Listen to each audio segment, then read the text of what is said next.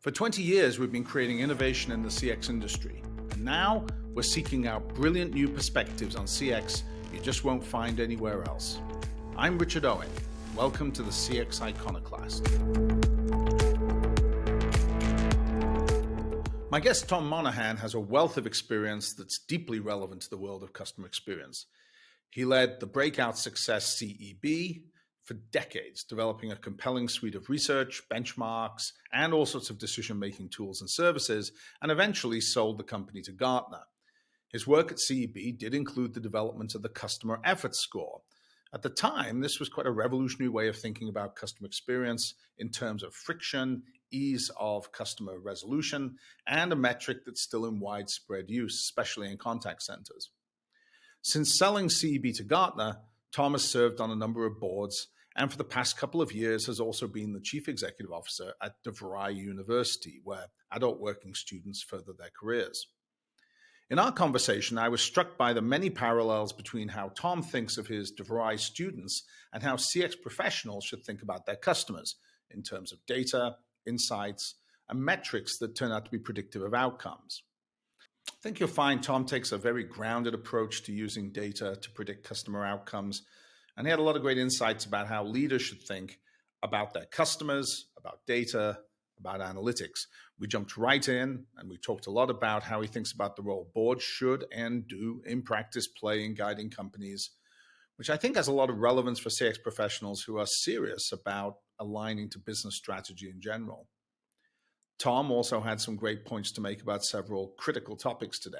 How companies have shifted so that most of their value is truly in customer relationships and experiences. What investors actually want from business leaders and how that lines up. Rich insights that help pinpoint effective action. The natural alignment between the chief financial officer and the CX function. And finally, his plans to endow the Museum of False Precision and perhaps why you should strive not to become an exhibit. Tom, thanks for joining me. Appreciate the investment of your time. Hey, Richard, glad to be here. So I'd like to sort of kick off by talking about your perspective from investments, boards, and investor activism. What you've talked about this a lot in the past. So I'd love to sort of have you sort of recap your perspective on what role you think investors should be taking when they look at corporate management. Yeah, I wouldn't say I'm a fan of activist investors, but I am a fan of great investor corporate leadership dialogue. And I'd strongly encourage. I've always had this conversation with investors to say, in boards or whatever, to say, hey, look. My financial outcomes this quarter are often, reflections of something that happened with customers 2 years ago, or trends that were visible in other metrics, good, bad, or otherwise.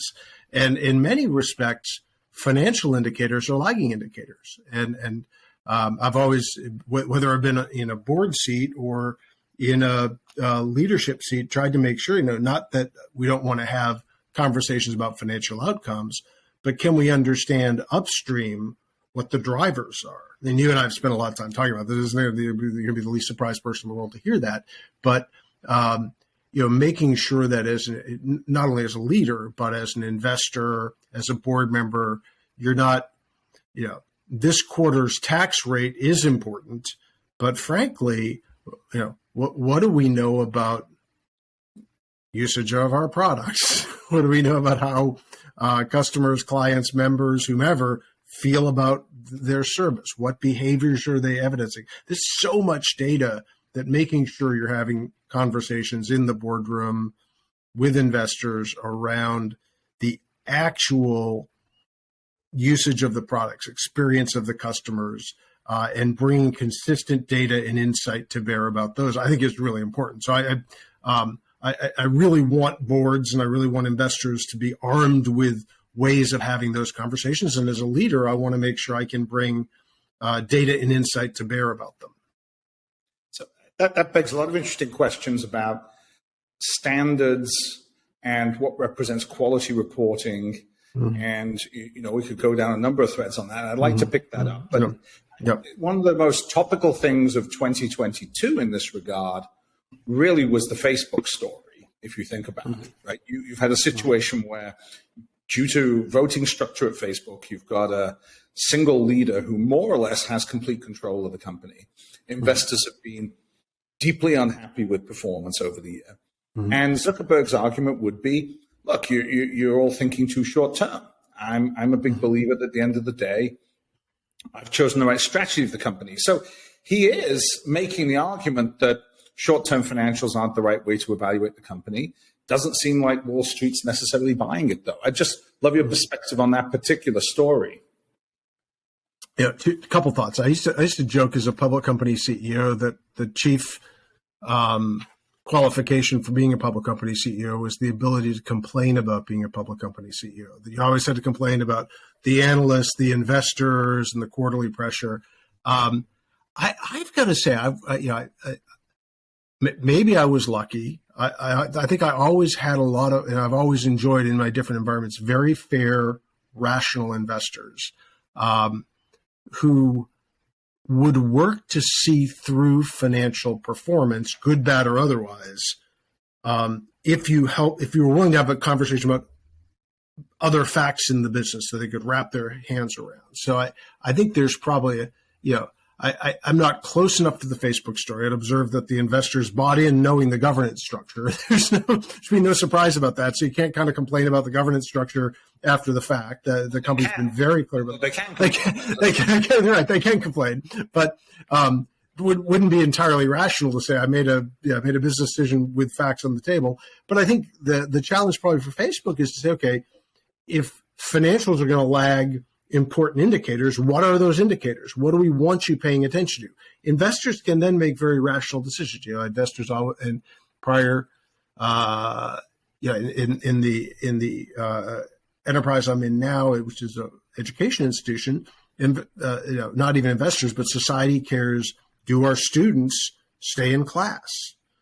We care about how our students feel about their professors, and we measure those things, and we know those are predictive of the strangest thing about an educational institution, particularly one that when you look at how educational institutions get measured by, let's say, the Department of Education, graduation rates take about 6 years to become visible. So right now we have graduation rate data for a class that started in 2015. And that'd be the equivalent of asking, how were your sales in the fourth quarter of 2014? You'd say, why does anyone care about that? So we spent a lot of time saying, okay, what are the upstream indicators that strongly predict graduation rates, strongly predict career outcomes, and try to force our conversations about those, because we can't go back 7 years, but we can say what's happening today that's predictive of those outcomes going forward. Yeah, and that's really a reference to, in some ways, the problem with everything around GAAP standard reporting is it was designed to give a consistent level of measurement, visibility to investors if it's a public company on a completely backward-looking basis. And in fact, you could make the same argument for balance sheets. If you buy the idea, and I think some would say that data is an asset, and we want to be thoughtful about this because it's easy to sort of try and quantify something that's a bit more soft. But we know that companies that have substantial data assets or have substantial assets in the form of customers who will accrue lifetime values to them don't show up on the balance sheet today. That's not the way accounting works, right? At the end of the day, accounting says, it's better, in some ways, it's better at reporting fixed plant equipment than it is something like data.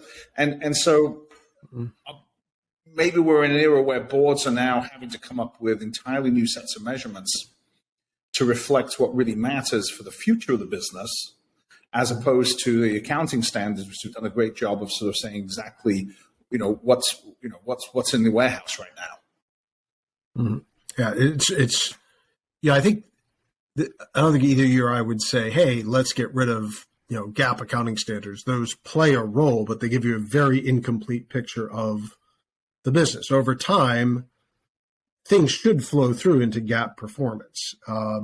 But as you say, I used to joke back when I was at CEB, I used to joke that if you took, huge company, not huge, decent sized company, if you took everything we had that you could just sell, like that was a saleable asset, we had maybe, we had 5,000 employees, so we had 5,000 desks and 5,000 laptops. And they would have all been secondhand. And that was our property, plant, and equipment. And we had some servers, and then we had a bunch of stuff that we tethered out to the cloud. And so the actual value of the PPE on our balance sheet was not a great business. Not a great business.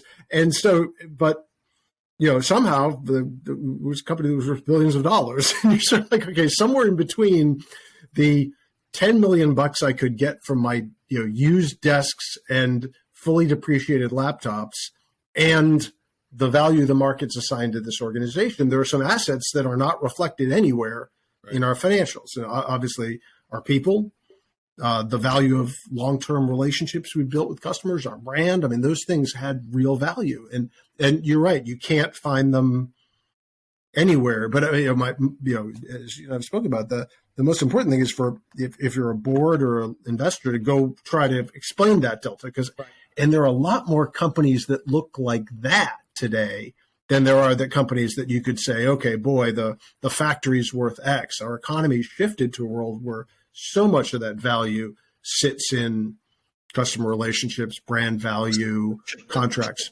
The shift to subscription is a big part of that. So if you've sold a discrete product in the past, you could put a value on it. But if every customer represents an annuity, then to some extent you have to value the business differently. And that's why SaaS companies have had such high valuations, because Wall Street's understood that. It's why metrics like net revenue retention have become extremely fashionable, because they are indications of long-term health. So I do think the metrics are coming to bear.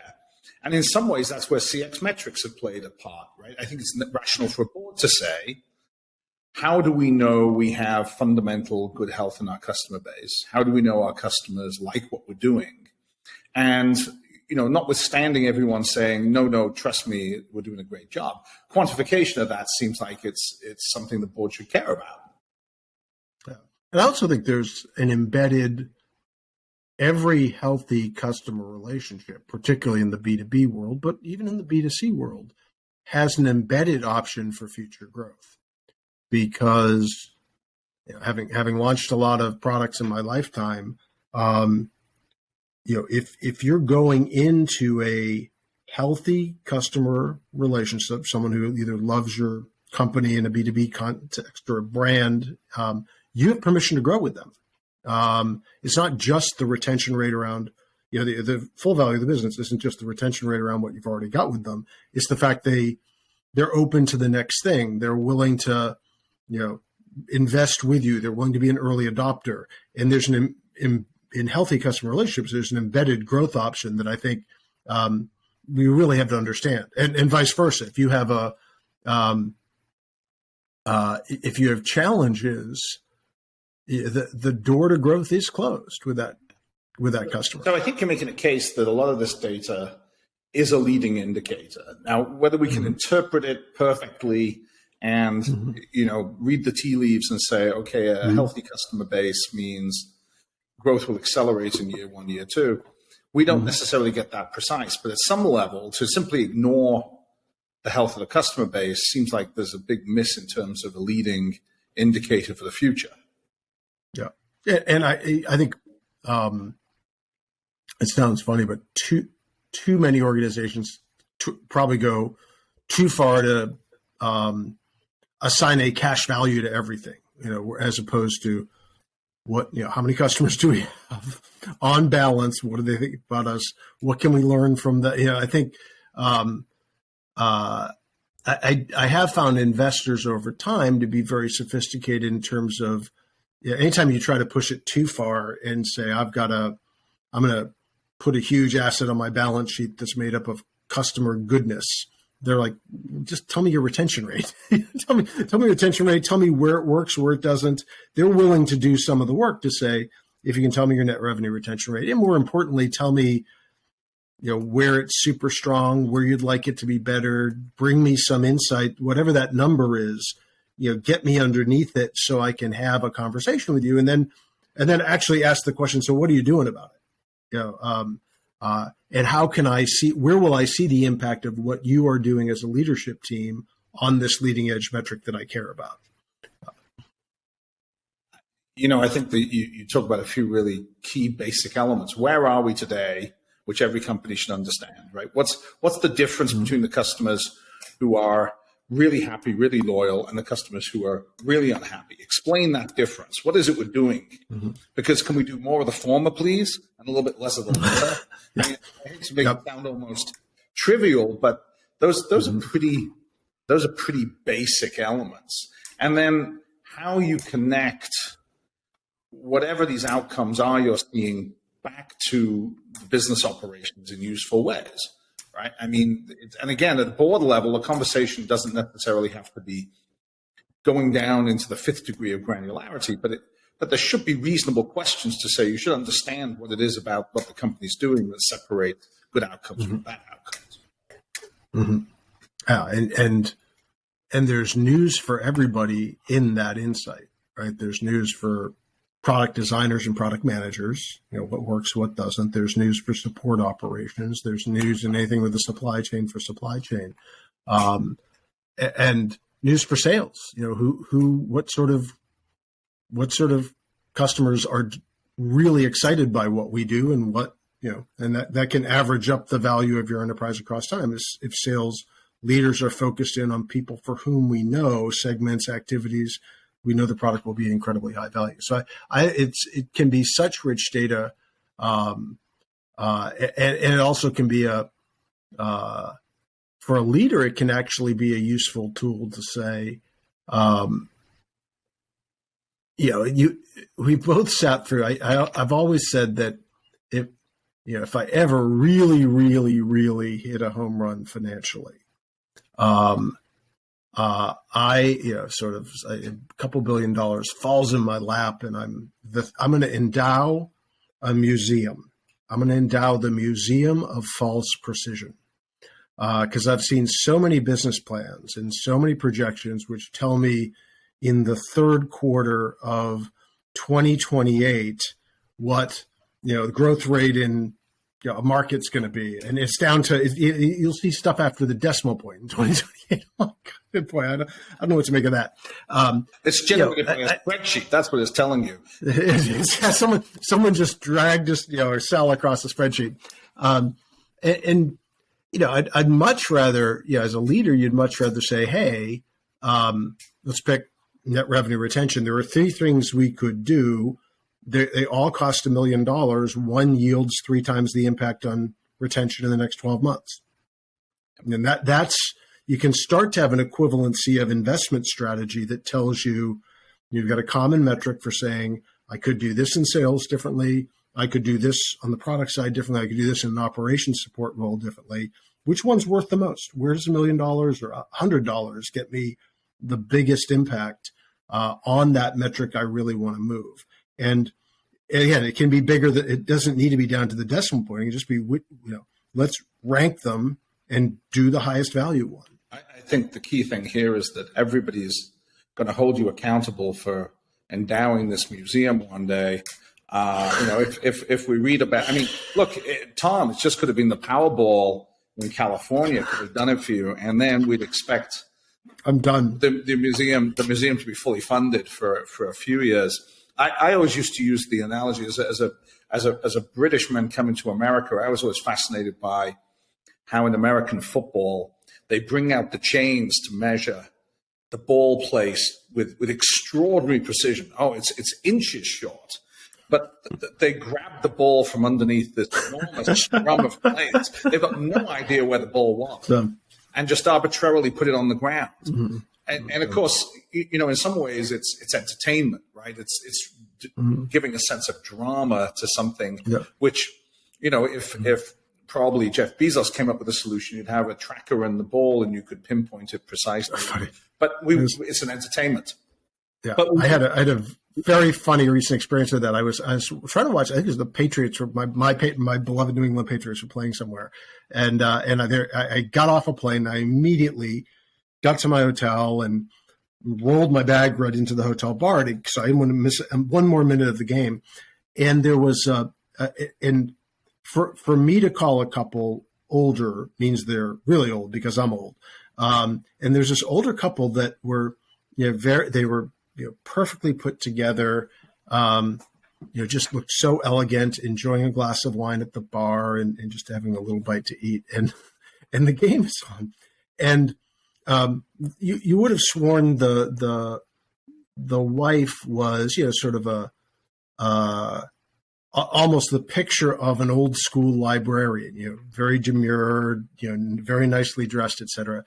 And and again, they go through this whole pantomime of like they place the ball, and she's like, I'm sick of it. Like I've lived my whole life watching this. And she said somehow, Serena Williams can hit a forehand at 100+ miles an hour, and they've got a thing that, that catches exactly where it lands. And it, like every tennis court for every major tournament everywhere in the world has this technology. This is the most, she's going off. This is the most popular sport, the richest, wealthiest sport in the world. Like, get that machine. She was so funny. And she was in a very dignified way. It's like, all right, now you've broken my spirit. I'm tired of this. There are 50 ways if you let me redesign this and put technology in place. But it's very funny. It's probably 2 weeks ago. And she was saying, every other, the fact they refuse to embrace technology and have this theater was. I think theater's the point. We're paying to be entertained, and so you take the human error out of it, you take the entertainment out of it. But and that is a somewhat different topic. So we're obviously in a different phase of the economic cycle right now. And one of the big trends you could argue that's happening is chief financial officers have woken up and said, I know it's been growth at all costs for the last couple of years, but that growth is going to come extraordinary expense now, or it's going to be much harder to obtain, especially if there's a overall economic drag. And so a lot of people in the customer experience community, I would say, are extremely concerned about how they can communicate to chief financial officers and how they can make it seem relevant to this audience. You would expect something like Forrester estimates 20% of customer experience programs will just get cut, which would suggest to me at the least that they weren't very good in the first place. I mean, if that's your target. But you guys, and you've done a lot of work with CFOs over the years. Is this just a communication problem, or is it a framing issue? Why isn't the notion of customer experience sticking with CFOs, or is it? I think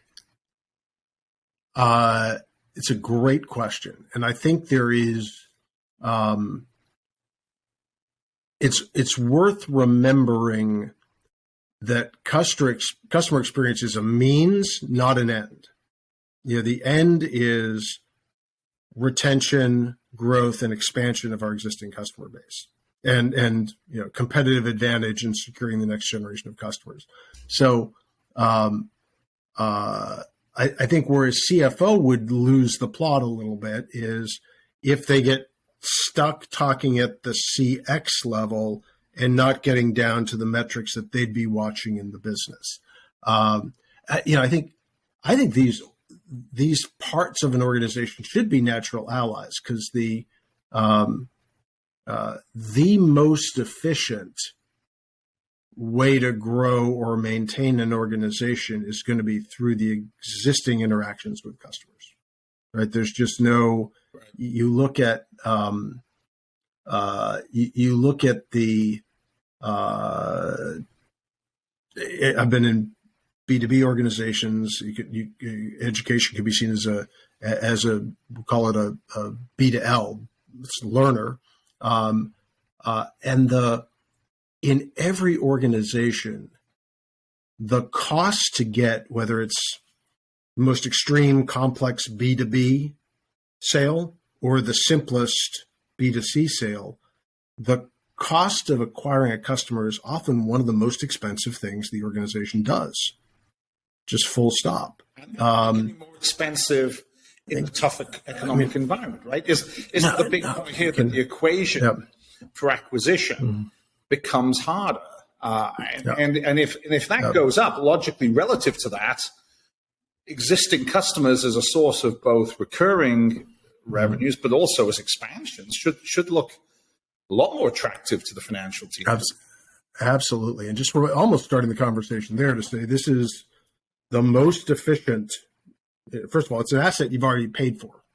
this is and a customer today, their cost is already in the rearview mirror effectively, because you've gone, you look at, in most business, you look at whether they came in through a paid search, whether they came in through a social platform, however they got to you, you spent a lot of money to get them there, commission, sales, whatever, however they got there, that's a really expensive asset. And, the cost of replacing them is going to be a multiple of what it was to get them in the first place, because, as you said, costs are going up. So I think beginning, I do think CX and CFOs should be natural allies in that sense, in that the very provenance of customer experience says, hey, these are the assets in our business, and we already bought them; they're already paid for. And it seems as though, and now we're getting the most from them. And the CFO, I would argue today, the contemporary CFO thinks of themselves more like a COO. They're certainly more than that, more than thinking of themselves as the traditional accountant or even FP&A, right? They want to be the operating officer of the company. In other words, the custodian of measuring what matters. And that means that they have to have a much broader view on the right kind of operating metrics for the business. And that should suggest that they are a natural sponsor of both getting those metrics correctly defined, holding people to account for them, which are things that, CFOs, would argue is a big part of their job, rather than sort of be the retrospective bookkeeper. In fact, I remember years ago, I think it was at Schwab, they had run their whole CX program out of a branch of the chief financial officer's organization. And there was a certain logic to it. These were the people who kept score. And they saw it as a process like that, as opposed to some extent, marketing teams where, let's face it, in sales and marketing, metrics are a very fungible thing, right? If you look at sales pipeline metrics, not exactly the epitome of precision here. We're not putting a rocket on the moon here when it comes to sales pipeline guesses. So it should fit nicely, and maybe it's a language problem. Maybe we're not talking the right language, as you say. We're not talking the connection to financial outcomes and operating metrics. It's funny. We went to at DeVry. We care about student outcomes. We live and die based on student outcomes. We want our students, which begins first and foremost with, are they completing classes and moving on in their academic journey? Then ultimately, are we helping them get the next step in their career they want? And the most important, we'll call it a learner metric, but it would be a CX metric, is what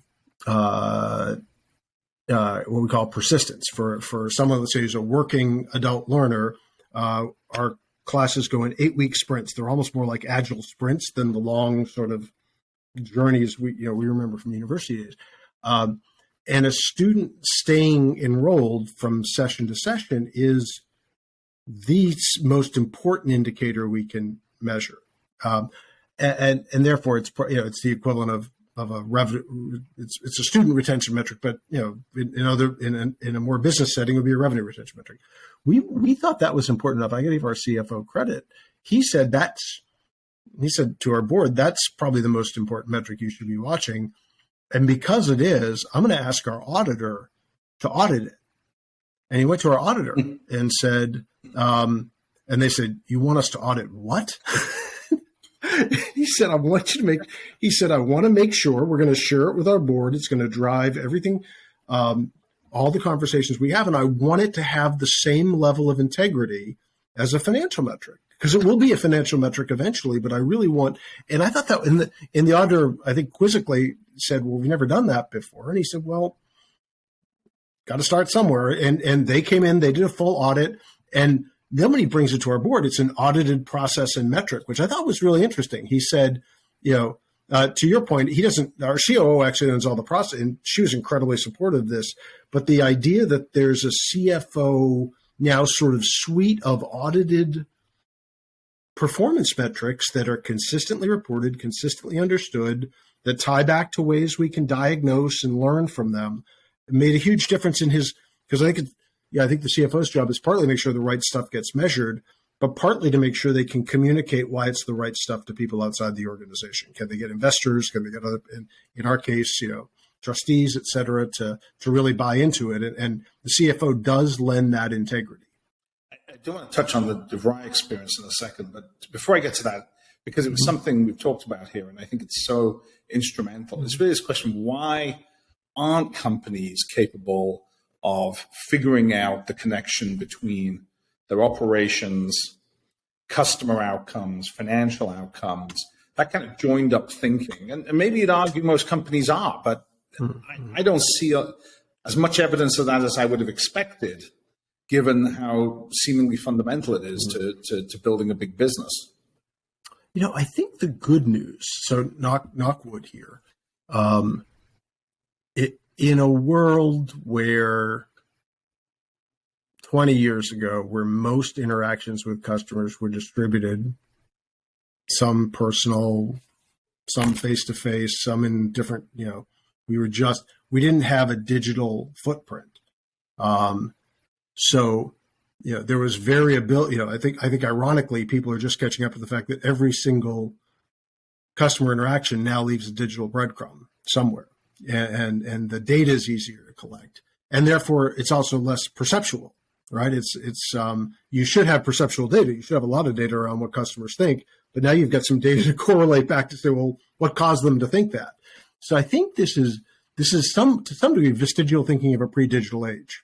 But now we can both get, customer behavior and customer perception metrics and tie them back to things that customer has done. And I think that can be. I think that's a really interesting way of framing it, that people are still thinking pre-digital. I think a lot of companies are still struggling to organize their data assets, right? You speak to most companies and they wouldn't say, oh, data's fantastic, you won't believe it. Probably true of a company that was founded within the last 4 or 5 years. They've got better systems than companies that are 50 or 100 times their size, because they were born into an era where, from day one, you'd slap together a sales force and you'd slap together, state-of-the-art technology for marketing. Whereas anything that's 20 years old has some legacy system, goodness knows there's some COBOL somewhere buried in the whole thing. And companies, I think, are gradually realizing that, there's a big increase in the number of chief data officers, which at first I was a little skeptical about, thinking maybe it's just a bit of a new buzzword title. But I think it's a very legitimate role to have somebody thinking about the big picture data asset for the company. How does it get developed? And how do we use it to gain insights on our business? Now, every company starts thinking that way. They'll probably realize they've got more data than they realize if they can get it organized. And it sort of brings me, perhaps as a closing thought here, just talk a bit more about DeVry. I think education as a product, you were talking about student experience being so important. At the same time, to some extent, don't students only really understand the value of the product they consumed several years after they've graduated? Isn't there basically a problem that the way they evaluate your service today is through a very narrow lens, whereas the real test is 5 years from now, 10 years from now, do they look back and say, yeah, it got me the job I wanted, it got me trained to be effective in the economy? Yeah, I think we're a little lucky. Our students are usually lucky. We're lucky and unlucky. They're demanding, right? They are making, these are generally adult working learners who have a job. They probably have a family. They've got no slack in their system at all. They are very clear and motivated to get this credential, get this education, to further advance their careers. They're not looking. They're going to get a multifaceted experience. They're going to grow as individuals. They're going to learn about themselves, et cetera. But their primary objective is to make sure they are learning things that are relevant. We're a little lucky in that they are in the work world.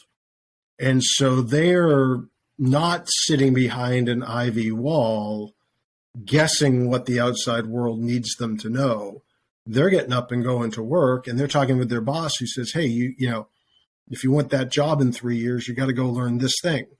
So they, in some sense, you know, and we're also lucky every one of our curriculum areas has a network of industry leaders. So if you're in accounting track, we've got quite literally dozens of senior accountants and data scientists helping us design the curriculum, people in the real world. We let our students know that, say, the reason you're learning this is not because your accounting professor is interested in it. The reason we're learning is because we talk to people at each of the big four about how technology is influencing their audits.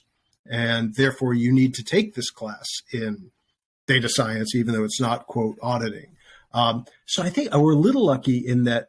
But I think post-pandemic and post the student debt crisis, more and more universities I think students are much more sophisticated buyer, if you will, because they're seeing the student debt crisis. They're saying, well, gosh, if there's this horrible student debt crisis, should I want to be a little smarter about how I don't get stuck with a bill that I can't pay off. I think the flip side of serving sophisticated adult learners is, they are, they're so pressed for time. They're so pressed for, they got suddenly something goes wrong at work. They have to work later. Then, they got a kid, they got a sick parent, all this stuff coming at them. Their tolerance for any friction in the educational experience is zero. So they, and they're digital natives. They work all, so their sense of, okay, I've got 5 systems I have to interact with. I've got, wait a minute, this plugin doesn't work here. We have to have 24/7 support for our students. We have to have availability of tutors.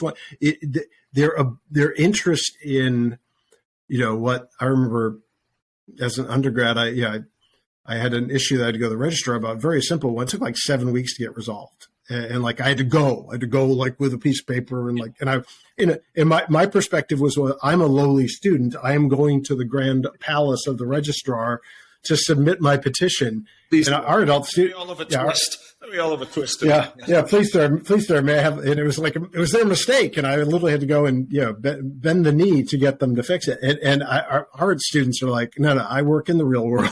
I know I know this stuff can be fixed. If it's a problem, it's your fault. It's a problem. So I think to the good, our students are incredibly open to guidance around. They kind of know what they need to know, and they're happy to go take direction and be very practical about that. To the challenge to our team is to say, okay, they have zero tolerance for friction or rework or unnecessary. They're happy to do projects and work hard at schoolwork, but anything that feels hard that isn't valuable. Let's end on that note, because I think there's a big lesson for just about every business in terms of the way in which they think about treating their customers and this issue of friction. And we could talk a lot more about the work you did at CEB around the customer effort score, which in some ways for me was all about just zeroing in on friction. And I think that not everything, especially in complex B2B, is a friction-oriented problem. There are complex problems that aren't well solved by automation necessarily or by some whiz-bang AI. But I think this idea that customers' tolerance for friction, I think has dropped to zero. And in some ways, look, Amazon's taught us what friction-free should look like. 2 clicks and then 24 hours later it shows up on your door. And now we're sort of tired of anything that doesn't meet that standard in business systems, in consumer systems. And I think, what you're doing at DeVry is just a really important part of the whole education system.